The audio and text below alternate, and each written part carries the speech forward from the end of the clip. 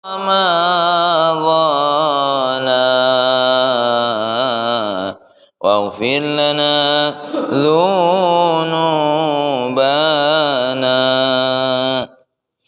Assalamualaikum warahmatullahi wabarakatuh. Alhamdulillah wassalatu wassalamu ala nabiyyina Muhammadin ibn Abdillah wa alihi wassahabah amma ba'du. Qala Allah Ta'ala fil Qur'anil Karim, a'udzu billahi minasyaitonir rajim. Bismillahirrahmanirrahim. Rabbi syrah li sadri wa yassir li amri wahlul 'uqdatam min lisani yafqahu qawli. Shadaqallahul azim. Allahumma inna nas'aluka fahman nabiyyin wa hifdzal mursalin wa ilhamal malaikatil muqarrabin. Ya Fattah ya Alim, iftah qulubana futuhal arifin. Kajian hikam Masjid An-Nahar yang dimuliakan oleh Allah, kita lanjutkan tentang hikmah yang berikutnya, di mana Al-Imam Ibnu Athaillah berkata, syattana baina man yastadillu bihi au yastadillu alaihi. Adalah sebuah perbedaan besar antara orang yang yastadillu bihi, orang yang mencari dalil, bihi dengan dirinya, au yastadillu alaihi, atau orang yang mencari dalil yang dalil itu datang pada dirinya. Ya. Jadi manusia itu ketika ingin menemukan Allah, ingin menuju ma'rifat kepada Allah, itu ada dua kategori.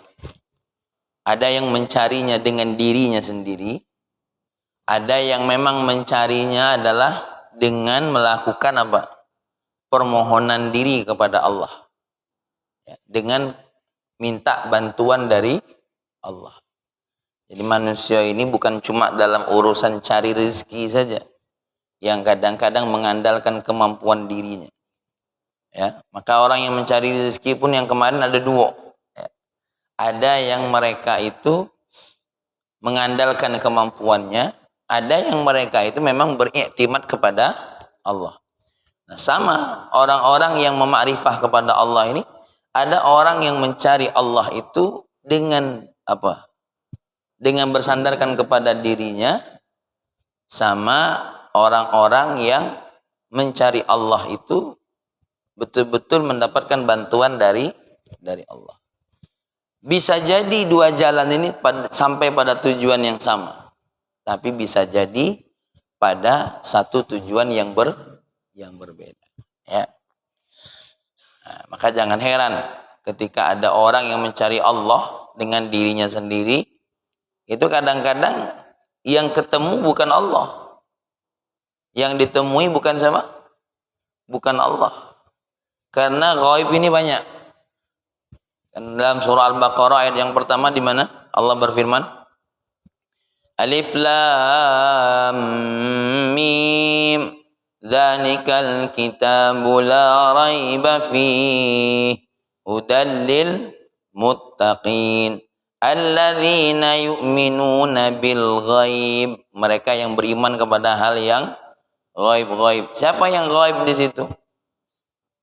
Yang termasuk ghaib di antaranya zat Allah Subhanahu wa ta'ala. Zat Allah itu ghaib. Apalagi zat ghaib? Malaikat. Apalagi yang ghaib? Surga, neraka, pahala, syaitan.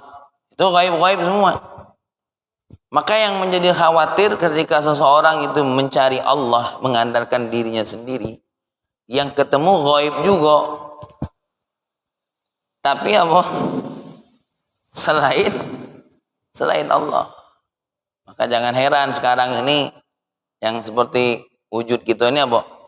Ada yang namanya Lia Eden.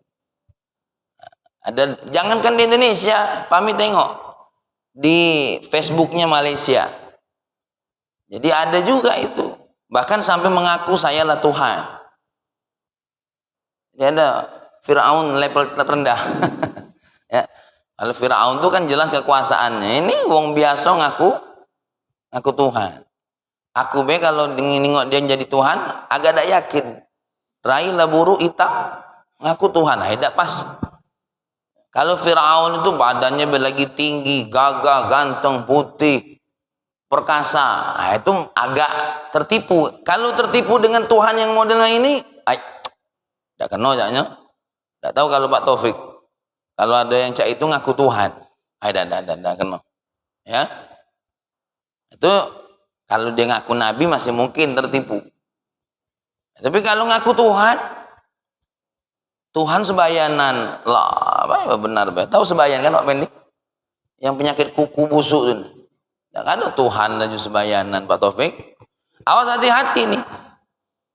Ya, memakrifah diri kepada Allah, mengandalkan diri sendiri bahaya. Makanya banyak orang yang berbunyi tasawuf, tapi ternyata bukan tasawuf, apa? Kesurup. Bunyinya tasawuf, tapi isinya apa? Kesurup. Karena ingat, sehebat apapun Pak Taufik, Pak Yul memakrifah diri kepada Allah, tetap Pak Yul itu adalah hamba Allah. Jangan naik-naik. Paling tinggi naiknya cuma jadi waliullah. Dak kati wong tasawuf itu naik jadi nabi, datin bab nabi lah tutup. Awas ini banyak wong yang tertipu. Lebih-lebih lagi dengan tasawuf nak ngambil alih posisi Allah. Ini tidak benar, ini kesurup ini. Beda wong tasawuf dengan kesurup. Ya, nah, maka ini ada orang yang syaddana, sungguh berbeda jauh antara orang yang man yastadillu bihi wa man yastadillu alaih. Ini saya kasih pemahaman dulu apa yang saya dapat. Tapi kalau menurut Syekh Ahmad Zarruq apa? Syattana ay bu'dana wa furqana baina martabataihim. Sungguh berbeda jauh antara dua martabat. Wa ini jitama'a fi aslil ma'rifah. Dua martabat ini beda walaupun terkadang bertemu pada satu titik. Bisa jadi Mas Eko mengandalkan dirinya, mengandalkan kemampuannya bertemu dengan hal yang sama, bisa jadi. Tapi awas, bisa jadi juga bertemu dengan yang lain. Awas, ya. Wa wajhul istidlal. Walaupun bertemu pada satu titik cara pandang. Ya. Walaupun bertemu satu titik cara pandang. Contoh, se-Indonesia ini nak muslim, tak muslim yakin kalau ada sesuatu yang di bawah kontrol kita, yaitu Tuhan. Misalnya itu satu titik itu. Itu satu titik. Tapi berbeda-beda macam pemahaman tentang apa? Tentang ketuhanannya. Sebodoh-bodoh wong jahiliyah tetap mencari Tuhan. Sebodoh-bodoh mereka di bawah kekuasaan Firaun tetap mencari siapa itu? Tuhan. Zaman Nabi Ibrahim mencari Tuhan itu lebih biasa. Cuma siapa Tuhan yang sesungguhnya? Nah, awas hati-hati. Jangan sampai kita masuk kategori yang ini nih. Man yastadillu bihi. Orang yang mengandalkan dirinya mencari apa? Titik kebenaran siapa? Tuhan. Titik kebenaran Allah. Kenapa? Illa yasdawi man ta'arrafa ilallahi bi'aqlihi wa man ta'arrafa ilallahi binurihi. Sungguh tidak sama orang yang berkenalan dengan Allah atau orang yang bermakrifah kepada Allah dengan akalnya, wa man ta'arrafa ilallahi binurihi. Orang yang ma'rifah kepada Allah dengan cahaya Allah. Nah, jadi kata Syekh Ahmad Zarruq, man yastadillu bihi ini adalah orang yang mencari kebenaran Allah dengan akalnya, sedangkan man yastadillu alaihi adalah orang yang mencari atau orang yang berkenalan dengan Allah dengan apa? Dengan cahaya dengan cahaya Allah Subhanahu wa taala. Fil hadhi ma bainahuma fil hadhi. Ya. Jadi dalam cara dapatnya pun beda. Kenapa? Li'annal jam'a yujibu dzikral jami'at. Ya, karena semuanya mewajibkan apa? Untuk menyebutkan kesemuanya. Wat tafriqatu tujibu dzikral iftiraqat. Ya. Kesamaannya apa namanya? Kalaupun dikumpul wajib menyebutkan kesemuanya, kalaupun terpisah wajib kita sebutkan juga keperbedaannya. Fal mustadillu bihi mutawajjihun likulli syai'in biwujudihi. Apa bedanya? Minimal nih kalau orang yang dengan akal itu mutawajjihun likulli syai'in biwujudihi. Dia menuju kepada sesuatu itu apa? Dengan adanya sesuatu. Contoh, apoyonian minuman teh ini enak. Ketika kita minum teh ini enak, ya, kita nak nyari nian, nak nyoba dulu. Aku masih belum percaya dengan omongan sama Wak Pendi minum teh ini enak. Uji Wak Pendi minum teh ini enak. Orang yang pakai akal pasti nak mencari wujud enak itu. Ya, contoh, aku dengan Mas Eko beda menilai Wak Pendi. Bagi aku Wak Pendi baik. Bagi Mas Eko Wak Pendi belum tentu baik. Kenapa? Karena Wak Pendi kurasakan pernah nginjuk hadiah dengan aku ngomong baik. Sedangkan dia tidak berani ngomong Wak Pendi baik karena dia belum menerima hadiah dari Wak Pendi. Maka nunjuklah Wak Pendi. Orang yang berpikir dengan akalnya akan merasakan kebaikan itu kalau dia dewe yang dapatkan kebaik. Padahal kalau orang yang dengan cahaya, contoh, Pak Yul nunjuk hadiah dengan Pak Taufik. Aku tetap ya Allah baiknya Pak Taufik itu dengan Pak Yul. Orang baik itu. Baik dari mana kau beda dapat? Loh, menilai wong baik itu tidak mesti aku harus dapat. Nah, ini awas, ini beda ya. Makanya banyak orang menyembah pohon gara-gara apa? Gara-gara dia merasa pohon inilah yang ngenjuk dia. Awas tuh. Awas ini ya. Ini bahayanya seseorang kalau mengenal Allah melalui akalnya. Kalau kebetulan Allah memang ngenjuk dia, wah, halas dia ma'rifahnya dia dengan Allah. Tapi pas Allah lagi dah ngenjuk dia mana? Sibuk dia nanya, "Aina Allah? Mana Allah saat aku susah? Di mana Allah saat aku susah? Di mana Allah saat aku terpuruk?" Wai. Ya. Makanya kalau Wak Pendi tahu dengan kaidah ini kan ada tuh istilah wong liberal.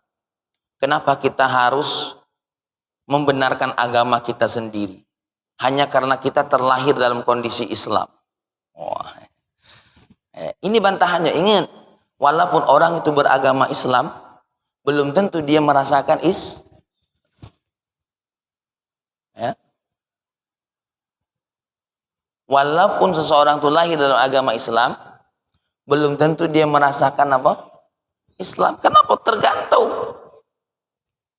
Ngapa sekarang ini banyak orang yang mohon maaf, mereka belum galak sholat, mereka belum galak apa namanya hadir dalam pengajian. Karena ini man yastadillu bi aklihi, dia itu mencari sesuatu berdasarkan apa? Akalnya. Apa keuntungan yang ku dapat dari pengajian? Kalau seandainya dari pengajian itu ku dapat kaplingan, berarti bagus. Makanya jangan heran kalau ada nenek-nenek yang ngomong kemarin, kenapa harus pengajian tuh kenapa? Karena aku tanpa pengajian punya pesawat jet pribadi, ya, aku jadi seorang putri presiden. Nah, kalau aku nyebutnya putri tokoh negara, ya, kayak bahaya kayak YouTube-nya siapa nih? Ya, untung Mbak Ari tidak hadir. Ya, nah, dia merasa itu. Kenapa? Ingat. Man yastadillu bihi adalah orang yang mutawajjihun li kulli syai'in biwujudihi, mengarah kepada sesuatu itu karena berdasarkan melihat sesuatu itu ada atau tidak.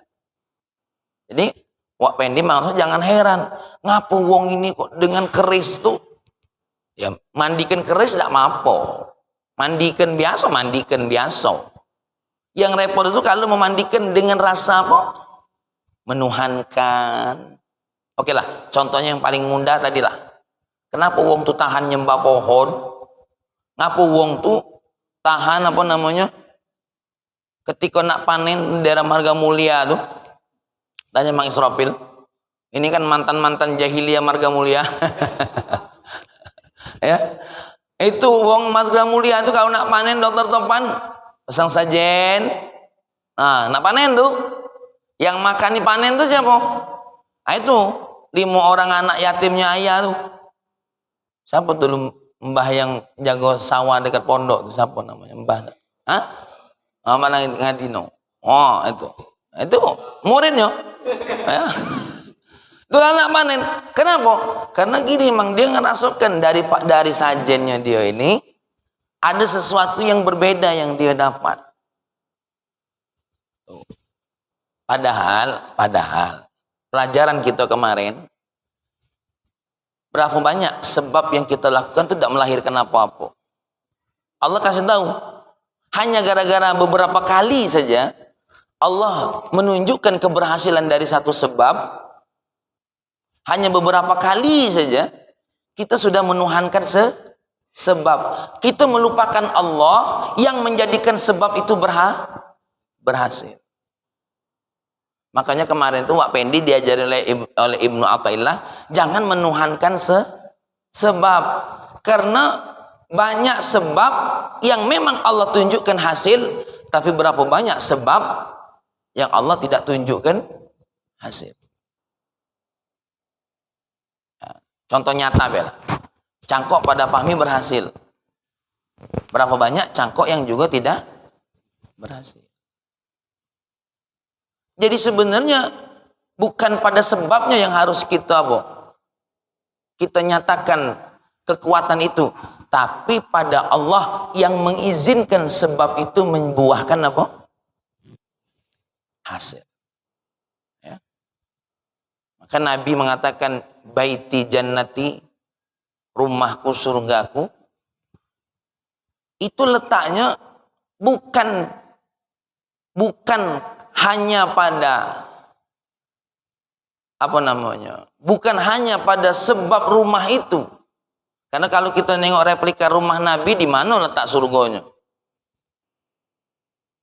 Di mana letaknya surganya rumah Nabi? Kalau baguslah rumah Wak Pendi sama Mang Rosik. Hah? Coba. Apalagi contoh, Sayyidina Umar termasuk yang berkata baiti jannati, rumahku surgaku, bininya cerewet namatilah. Di mana letak rumahku surgakunya bagi Sayyidina Umar itu di mana? Hah? Coba ini Wak Salwan, coba kakek tolong kasih fatwa. Hah? Ternyata letaknya bukan pada asbab-asbab tadi. Ketika dia dilihat istrinya taat sama dia, galak nyuciin bajunya, ngurusin anaknya. Ya. Terus tidak merendahkan dirinya, menjaga sholatnya, beriman kepada Allah, bagi Sayyidina Umar bin Khattab itu sudah menjadi syarat baiti jannati, gitu loh. Jadi memang beda. Makanya orang tuh tidak bisa menemukan sesuatu hanya dengan dengan akalnya. Karena kalau orang melihat sesuatu dengan akalnya, apa yang dia temui itulah yang dia nilai.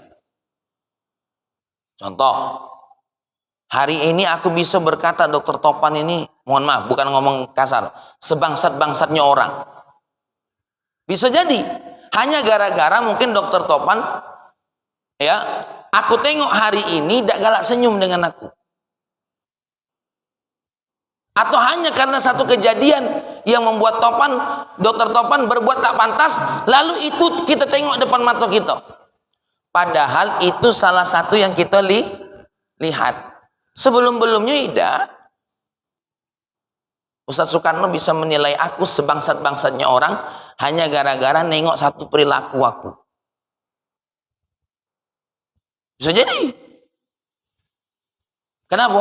Karena Ustaz Soekarno melihat sesuatu, menilaikan berdasarkan apa? Apa yang dia temui.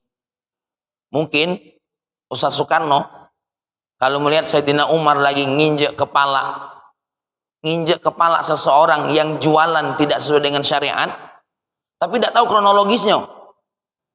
Tahu-tahu nengok Sayyidina Umar lagi nginjek kepala wong. Wah. Sayyidina Umar ini bangsat sekali ini jadi seorang Amirul Mukminin. Padahal Amirul Mukminin ini nginjek kepala wong ini, inilah yang merugikan umat Islam, jualan dengan harga sekendak perut. Itu dalam kisah, dalam sejarahnya. Maka kita ini contoh, kita bisa berkata Allah itu tak ada. Allah itu tak ada. Aku lah berapa kali punya masalah, aku nyelesaikan dewek. Tidak ada pertolongan Allah bagiku. Nah, wah ini bahaya ini. Ya, bahaya. Makanya kita ini mari ma'rifah kepada Allah dengan cahaya Allah. Gitu loh. Ya. Coba lihat. Kenapa Sayyidina Umar itu tadi sebegitu menolaknya Islam. Ketika mendengar Toha ma anzalna alaikal qur'ana litashqa illa tadhkiratan liman yakhsha tanzilan mimman khalaqal arda was samawatil ula. Terus ya sampai beberapa ayat Sayyidina Umar yang tadi marah-marah sama anak dengan adiknya. Sama nama adiknya tuh? Bang Israfil? Sudah. Lupa apa tidak tahu? Inilah galak mudi itu.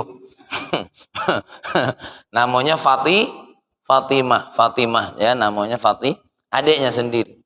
Jadi ya lah Bang Israfil tidak apa-apa. Ya. Ketika dia ngomong begini, apa kata dia?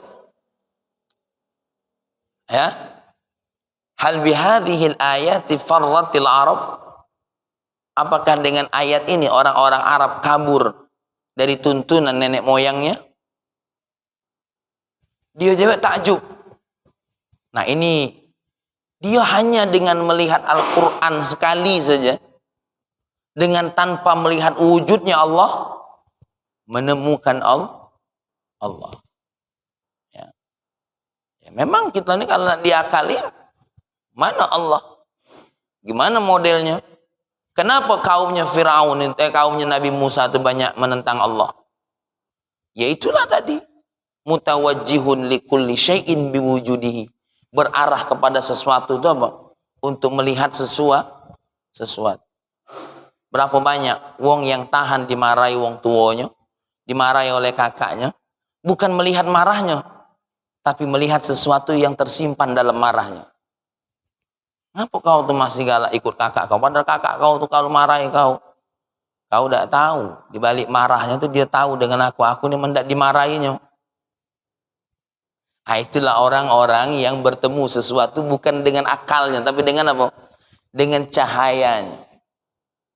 Ya. Nah, maka kalau Wak Pendi nengok Al-Quran, woi, wong bunuh dibunuh. Kejam tuh kan?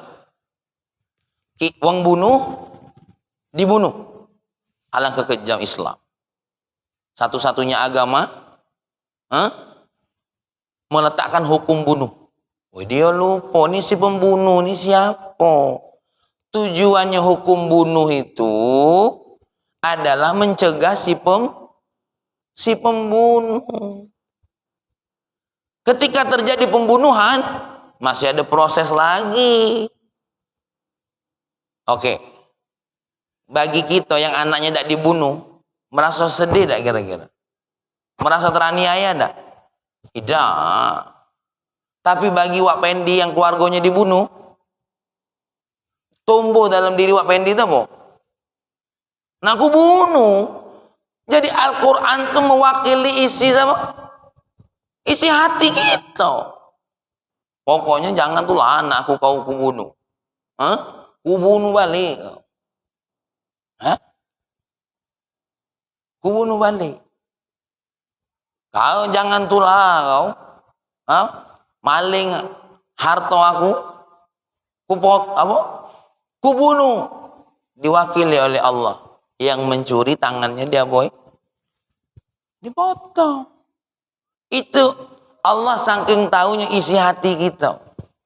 Kalau Allah tidak tahu isi hati kita, tidak akan ada syariat qisas. Fa'tadu bimithli ma'tadaitum. Siapa yang kena tabok, diizinkan nabok balik. Siapa yang kena cubit, diizinkan nyubik balik. Balas sesuai dengan apa yang disakitinya. Cuma hukum ini tidak rimba. Ada hakim yang melaksanakannya. Ustaz Soekarno nabok, Pak. Kalau Ustaz Dr. Topan balas dewe, agak lebih itu tingkatannya. Hah? Nyobet dewe, agak lebih. Ya, ujungnya tidak selesai-selesai. Tapi dalam hati manusia memang ada dendanya. Ada apa? Ada dendamnya.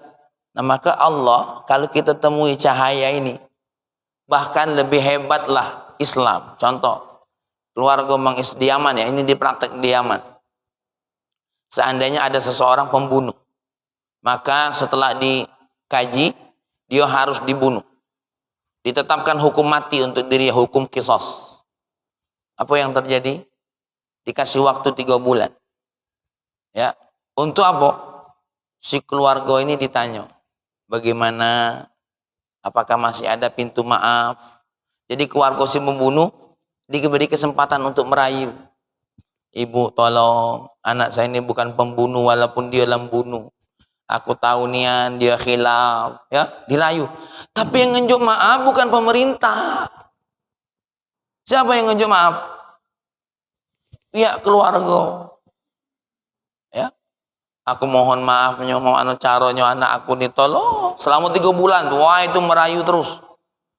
Merayu terus, pintu damai. Akhirnya mungkin ya, mungkin ada sebagian keluarga tahu. Ya sudahlah. Kita damai baik. Mari kita ke mahkamah. Ditentukan oleh mahkamah berapa diah 1 nyawa. Begitu. Ya, kebetulan family LC-nya syariat dan undang-undang negara. Jadi tahu ngaji tentang bagaimana praktek apa? Pelaksanaan apa? Qisas.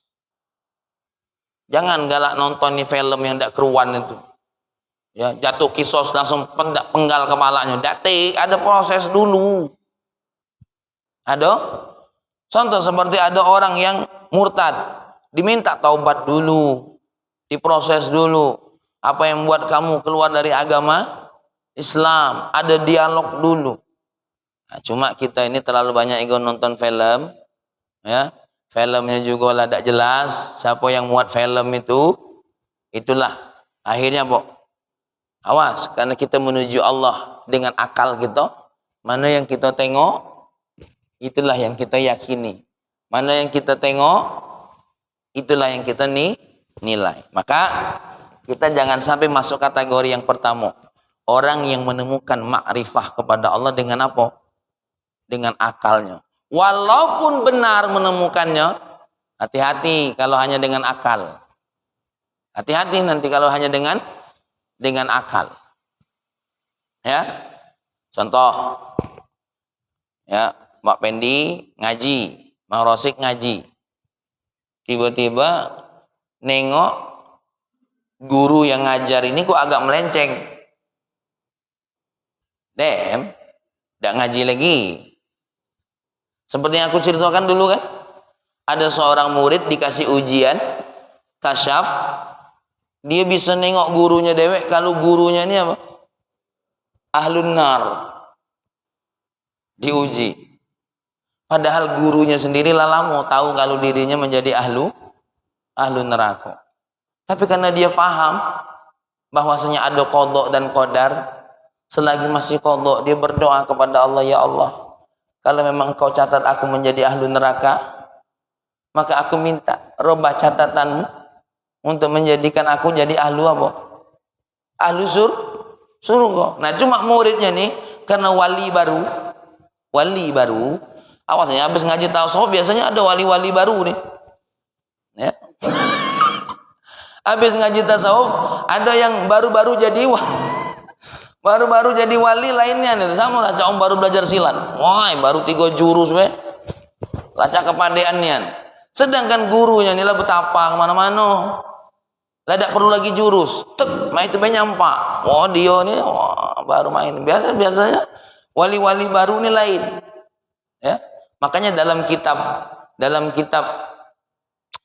ya Allah, Tambihul Ghafilin, Tanwirul Qulub, karangan Syekh Muhammad Al-Qurdi kalau nggak salah. Salah satu ujian seorang guru terhadap mursyidnya. Ini mursyid, ini kalau pahami ini bukan mursyid, jangan dianggap mursyid. Ini sekedar ngaji, membaca kitab. Mursyid, maksudnya ada seorang guru. Ya, Dr. Topan nengok siapa gurunya, maksudnya nengok Habib Umar atau nengok siapa. Tiba-tiba sekali ngelihat sesuatu mungkin perilakunya yang apalagi perilakunya yang tidak benar, apalagi sekedar sunnah. Sesekali nengok Habib Umar, maksudnya kan nengok siapapun, tiba-tiba makan dengan tangan kiri. Ya. Itu Dr. Topan ngomong, uji wali makan tangan kiri, matanya meleng, padahal beliau pun waktu itu lupa. Astagfirullahaladzim, berubah. Ada beberapa penampakan yang membuat kita menilai seperti itu. Kalau sekedar urusan sunnah, tidak usah. Ya, atau katakanlah sesekali berlaku sesuatu hal yang mungkin apa? Nah, pernah terjadi dia mana? Aku tidak galak nyebut nama Habibnya. Ini orang ahli dalail. Ada seorang wanita yang punya sakit di dado sini. Ya, minta tolong Habib, tolong pegang dadoku di sini. Ya, namanya manusia. Ada. Tapi waktu dipegang terhentak dalam dirinya. Nah, itulah disebut dengan waliullah itu mahfuz. Mahfuz. Apa mahfuz itu? Dijaga oleh Allah. Kalau Nabi maksum sebelum berdosa lah dijaga. Tapi kalau mahfud waktu berdosa cepat taubat. Itu namanya wali. Beda. Kalau waliullah itu ada istilah apa tadi? Mahfud. Ketika dia berdosa sari'ut taubah. Cepat taubat.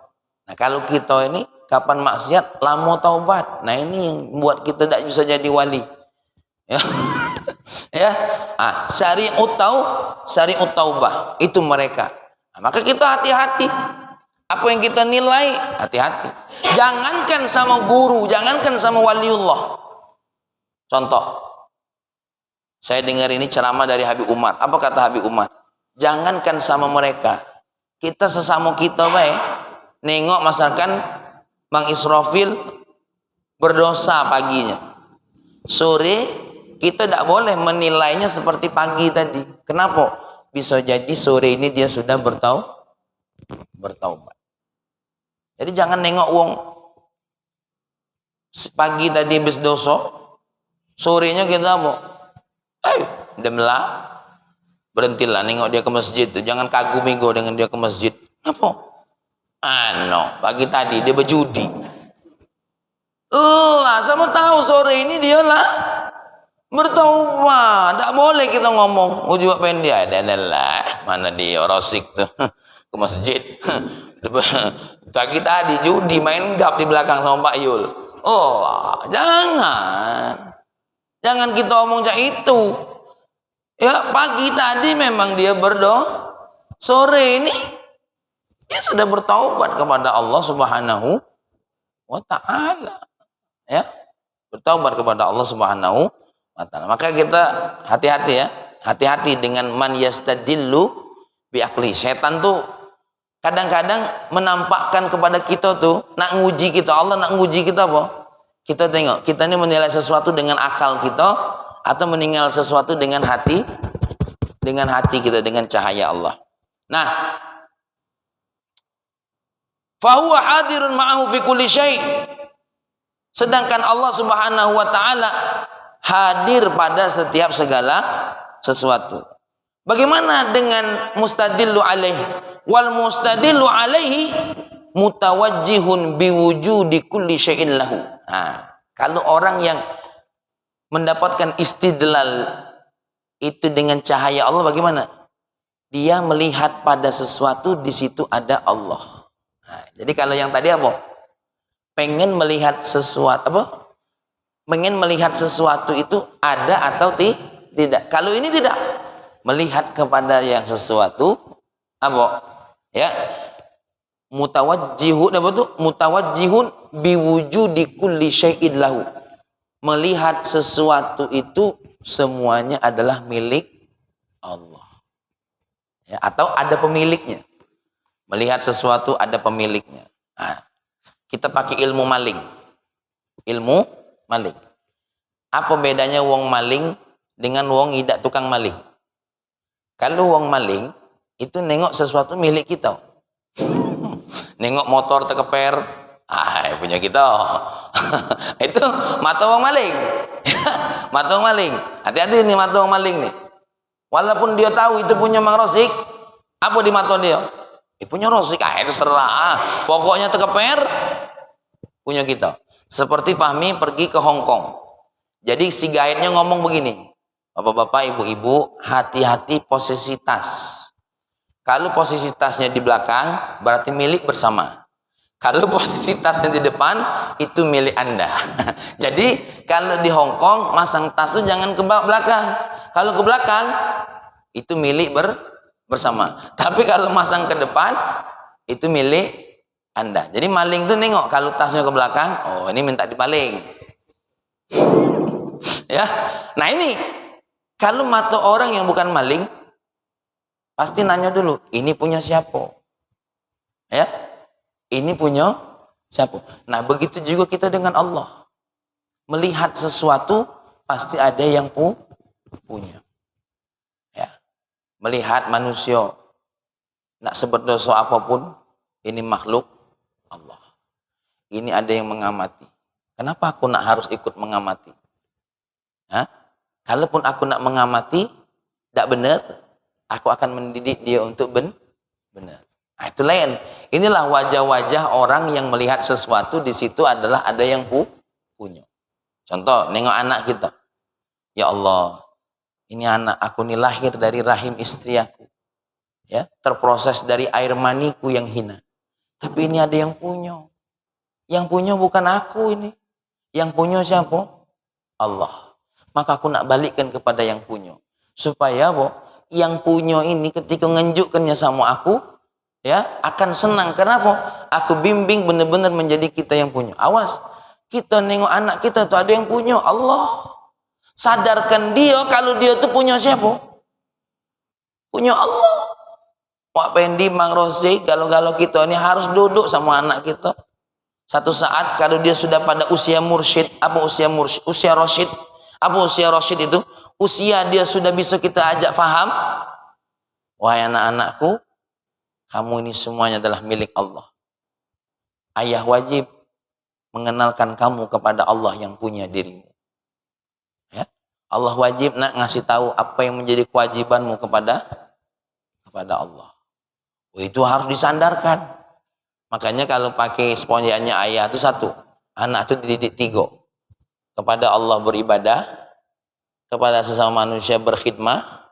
Yang ketiga, untuk tegaknya agama Allah, dia harus bermujahadah. Didik tiga ini minimal sama mereka. Ya. Kenapa? Mohon maaf, kita tidak bisa ini ngatur dia ini. Bisa jadi rizki anak kita lebih banyak daripada rizkinya Pak Yul. Ya. Rizki kita ratusan juta, rizki dia miliaran. Ujinya punya kita. Apa rezeki kau beda nak? Iri pula Wak Pendi dengan anaknya. Sukseslah kau nak dari bapak. Hah? Mana komisi 20%? Allah. Allah tidak mewajibkan bayar zakat sama wong tua. Awal tak katik ketentuan. Nak zakat sama wong tua. Tak katik. Yang ada wong tua, apa yang dipunyai oleh anaknya punya siapa? ya, menjadi milik wong tua. Maka wong tua kalau ngambil sesuatu dari anaknya tanpa izin, itu bukan maling namanya. Tapi kalau ngambil terus, itu kurang tahu diri namanya. Ya, bahkan dokter Topan kalau lagi main ke rumah wong tua, jangan buka-buka kudung main makan, maling itu. Anak main ke rumah wong tua yang rumah wong tuanya sudah terpisah, buka kudung main makan baik, maling itu namanya. Harus minta maaf sama wong tuanya. Jadi Pak Yun balik ke rumah wong tua, jangan buka-buka kudung baik, kurang ajar itu namanya. Maling itu namanya. Oh, ini ketentuan adab, ketentuan fikih, bahkan bukan sekedar adab, ketentuan fikih. Ustaz Soekarno di mana rumah wong tua? Rumah wong tua nih Merasi ya, Bampres. Mentang-mentang balik mudik, buka-buka kudung, wong tua lagi dakati. Kalau wong tua sudah persilahkan, baru kenapa? Kita sudah tidak lagi tanggung jawab wong tua. Tapi kalau wong tua main ke rumah kita, buka tudung, buka apa-apa, tidak jadi masalah. Tapi kalau sebaliknya, masalah. Ya. Jadi bedanya orang yang melihat sesuatu dengan cahaya Allah itu apa? Dia melihat segala sesuatu pasti ada yang punya. Nah, itu bedanya. Makanya kita melihat segala sesuatu yang punya. Melihat istri kita, ini ada yang punya, ini istri nih. Ya, kita cuma boleh mengambil manfaat dari diri dia. Boleh memerintahkannya. Ya. Kita hanya boleh mengambil sesuatu yang tadinya diharamkan kepada diri kita. Mendapatkan nikmat seksualnya, tapi ini bukan punya kita. Ini ada yang punya Allah. Maka perlu kita bimbing menuju Allah yang maha punya ini. Tidak boleh main lepas-lepas baik, tidak boleh. Seorang suami hanya boleh marah urusan syariat. Ya, urusan sekedar tidak bisa masak, tidak boleh marah Pak Yul. Tidak boleh marah lah. Dia ngapa kau tidak baca masak? Tidak baca marah. Tapi kalau dia tidak sholat, wajib marah. Wajib marah. Mang Israfil tidak baca, marah-marah sama istri sekedar dia tidak baca masak. Ya? Hah? Nah, wah, mulai jadi wali baru nih. Lah ya serius. Ya, serius. Kalau ada kita punya istri hobi masak, seneng masak, masaknya enak, itu bonus. Bonus. Kewajiban istri yang dia tidak bisa tolak ketika suaminya ngajak naik atas ranjangnya dia nolak. Itu dia. Tapi kalau sekedar tidak masak-masak, ya. Makanya kalau dalam istilah fikih itu, kenapa ada istilah kufu? Kufu itu apa? Dalam rangka suami ini ngerti siapa istri kita. Kalau dia istri rajo, kalau dia anak rajo, ya seandainya Mang Israfil menikahi anak rajo, ya harus ngerti cak mano anak rajo, bagaimana melayani anak rajo. Itu yang dimaksud dengan sekufu. Bukan berarti wong itu tidak selevel, bukan. Harus ngerti di balik kewajibannya ada sesuatu yang harus dia buat. Kalau dia belum bisa nyuci, wajar anak rajo nak diajari, jangan dicaci. Dasar ya kawan yang manjo kubunan kau nih kan. Nah, tidak boleh. Bukan tidak boleh nikah, bukan kaget. Ada waktunya kita ngaji bab kufu. Ini kaget panjang. Cuma maksudnya apa? Kita harus menilai sesuatu itu, ini ada yang punya, ya. Punya mobil, ada yang punya diri, ada yang punya. Semua diri kita ada yang punya. Maka balikkanlah diri kita ini kepada yang punya. Oke lah. Karena ini sudah jam 6, nanti kita lanjutkan lagi. Bagian poin yang terakhir tadi itu, yaitu mustadillun alaih. Ya, jadi sebagai wanti-wanti, Imam Ibnu Athaillah berkata kepada kita bahwasanya ada orang itu yang memandang kebenaran Allah itu dengan akalnya, boleh-boleh saja, tapi hati-hati. Kalau dengan akal ini, di mana sesuatu itu dia akan lihat kepada sesuatu itu atas adanya itu sendiri, ya. Nah, berapa banyak kita sering kecewa dengan yang kita tengok, berapa banyak. Nah, maka kita harus rubah pandangan kita. Kita pandanglah sesuatu itu ada yang apa? Ada yang punya. Manjang babi, mohon maaf, mandang hewan babi, itu kan babi itu kan memang hewan hina. Ya, memang hewan hina. Maka kehinaan babi itu harus kita lihat kepada yang punya sebatasnya.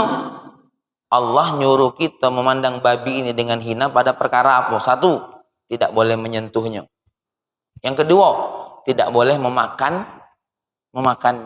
Yang ketiga, kita tidak boleh bermuasyarah dengan babi. Kenapa? Karena dia hewan najis. Ya. Tapi kalau ada babi langsung kita, inilah tidak benar. Awas. Di surga, kalau kita masuk neraka, babi lebih mulia dari kita. Karena dia sudah pasti masuk surga. Nah, tidak percaya matilah Pak Yul. Ya, main-main. Hinanya babi itu pada batasannya. Seperti hinanya anjing pada batasannya. Ya, pada batasan. Barangkali ini belah yang dapat kita sampaikan. Ya, mudah-mudahan sedikit nasihat yang saya pahami dari Imam Ibnu Athaillah kita kaji sama-sama, membuat kita ini apa? Tidak hanya melihat dengan akal kita, tapi juga kita melihat dengan cahaya Allah Subhanahu wa taala. Nah, mudah-mudahan cahaya Allah itu dapat dalam diri kita dengan melihat sesuatu. Apa sih hikmah di balik Allah menciptakan segala sesuatu? Bukan apa yang kita dapat dari yang apa Allah ciptakan. Aku ulangi lagi. Ya, jangan sekadar melihat apa sih keuntungan kita dari apa yang Allah ciptakan, tapi lihatlah apa hikmah di balik Allah menciptakan segala sesuatu. Maka bisa jadi kalau orang memahami ini, dia akan menangis di dalam derita, bahkan dia akan tertawa di dalam derita, bahkan dia akan menangis di dalam bahagia. Kenapa? Karena dia memandang sesuatu bukan dengan akalnya, tapi memandang cahaya. Demikian, Allahumma shalli wa sallim ala sayyidina Muhammad wa ala ali sayyidina Muhammad. Ya Allah, buka fikiran kami dengan Engkau, cahayai dengan cahayamu dalam hati kami, ya Allah. Ya Allah, ya Rahman, ya Karim, kami jadi faham mana ilmu, mana cahaya ilmu. Kalau ilmu berdasarkan akal kami, ya Allah. Kalau cahaya ilmu, itulah yang muncul dalam hati kami, ya Allah. Ya Allah, ya Rahman, ya Karim, jadikan ilmu yang kami pelajari bercahaya. Jangan menjadi ilmu hanya sebatas pengetahuan dalam akal kami, ya Allah. Ya Allah, berikan cahaya ilmu ini kepada diri kami, anak kami, keturunan kami, bahkan keturunan-keturunan kami, ya Allah, agar mereka menemukan kebenaran yang hakiki, ya Allah. Ya Allah, ya Rahman, ya Karim, sadarkan kami, keluarga kami, anak-anak kami akan kebenaran-Mu, ya Allah. Semoga kami semua dikumpulkan dalam surga-Mu, ya Allah. Ya Allah, sebagai orang tua, berikan kami kemampuan memahamkan kepada anak-anak kami kalau mereka ada yang punya, kalau mereka akan kembali kepada yang maha punya, yaitu Allah Subhanahu wa ta'ala. Maafkan kami, ya Allah, kalau kami hanya mengajarkan kepada mereka, raih kerjamu, raih duitmu, raih cita-citamu, tapi kami tidak berkata kepada mereka, raih Tuhanmu yang maha memberikanmu segala-galanya. Rabbana atina fid dunya hasanah, fil akhirati hasanah, wa qina adzabannar, walhamdulillahi rabbil alamin. Demikian, assalamualaikum warahmatullahi wabarakatuh. Besok kita ngaji nisfu Sya'ban dulu ya. Nanti saya baca kitab tentang malam nisfu Sya'ban. Kalau tidak salah malam besok malam nisfu Sya'ban ya. Jadi besok insya Allah kita ngaji kitab malam nisfu Sya'ban dulu. Jadi kelanjutan ini biar Pak Yul, Pak Taufik, Mang Wak Pendi tahu nian mana sih dalil-dalil tentang malam nisfu Sya'ban. Karena kemarin tuh banyak yang nanya, mana sholat malam nisfu Sya'ban? Nah, kita akan bahas.